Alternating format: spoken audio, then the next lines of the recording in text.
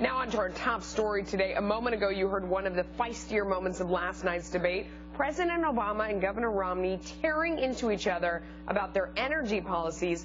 Listen to these stats. Here's what I've done since I've been president. We have increased oil production to the highest levels in 16 years. The president's right in terms of the additional oil production, but none of it came on federal land. As a matter of fact, oil production is down 14% this year on federal land, and gas production is down 9%. Why? Because the president cut in half the number of licenses and permits for drilling on federal lands and in federal waters. So who is right? We are crunching the numbers in our money fact check, and here to help us is Texas Lieutenant Governor David Dewhurst, and we also have Fox Business's Elizabeth McDonald. Thanks to both of you for joining us. Let's drill down on this, no pun intended, because I fell out of my chair during this debate. There were a lot of stats that were thrown back and forth. They were conflicting. They were inaccurate in a lot of cases. I mean, I want to start with the president saying that production on federal land is up. According to the government's own Department of Energy, his own source, it has dropped 14% on federal land. Lieutenant Governor, what do you think about that? I think it's a fact. It's harder and harder today to get permits to drill on federal lands. Whether you're talking about the Gulf of Mexico or you're talking about Colorado, it's harder. This is an intentional slowdown. The Gulf of Mexico, which has been one of the most prolific sources of oil and natural gas, is still at a lower level of activity than it was prior to the BP spill. Now, that was regrettable, but safeguards are in place right now, so that's not going to happen again.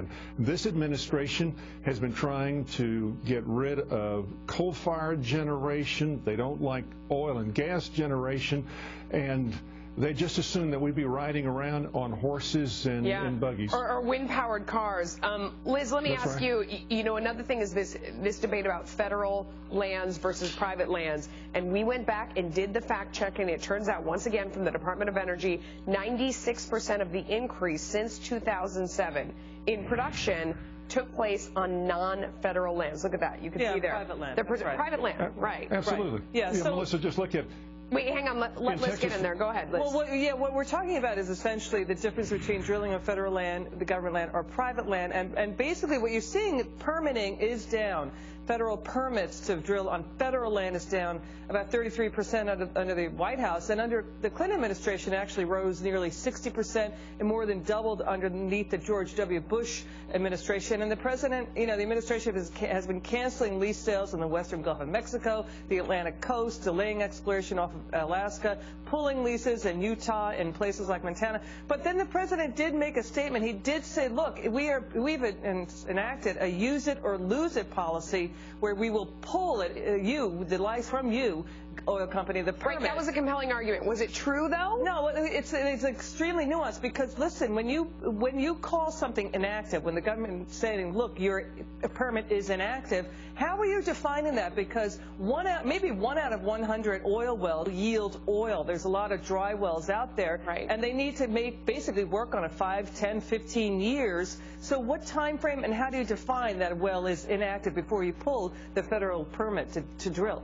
Lieutenant Governor, do you agree with that? I mean, I had a former oil CEO in another one of my programs earlier today who said that inactive, I mean, define that. We're testing it. We're trying to figure out if it's going to yield oil. We're not using that permit by the president's definition. Is that a fair defense, or is this someone from the oil industry, talking their book, so to speak? No. What you're told by the executive with that oil and gas John company Hoffmeister, is absolutely correct. John Hoffmeister, I know, he's a friend of mine. I am the Lieutenant Governor of Texas, but it's a part-time position. So I'm active. I've had my own oil and gas company for the last 20, 25 years. We have both state and federal leases in states like Colorado.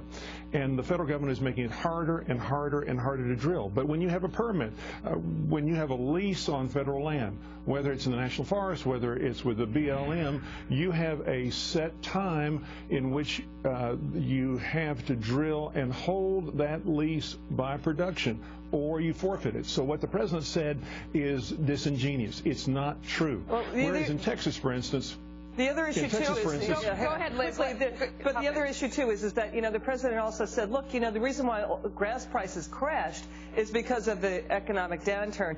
Yeah, that's a compelling argument. It's always a demand-supply issue. But, in December 2008, gas prices were at $1.69, and unemployment was rising above 7%. So, yeah, you can play, games with the numbers and the facts, but, there are other ways to look at the issue, too. Lieutenant Governor, give me the bottom line here, because what really bothered me about this is you're either pro-fossil fuels and you're out there trying to fuel this economy with them, or you're against them, and it's fine. Pick a side, but just be honest about it.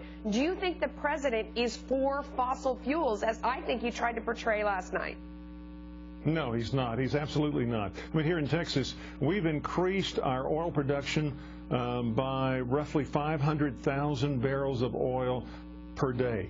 Right now, Texas is producing about 1,000,004 barrels of oil a day and a lot of that's from the Eagle Ford Shale, which is the most prolific oil and natural gas play in America right now. Okay. None of that is federal land. We have very little federal land. This administration, President Obama, is against fossil fuels, in my judgment. I've seen it time after time. And that's fine. Just own it and be honest about it. I don't like when people are disingenuous with the American public to get a vote. We got to go. Because Thanks. wind and solar are more expensive. Yeah, they are. You're right about that.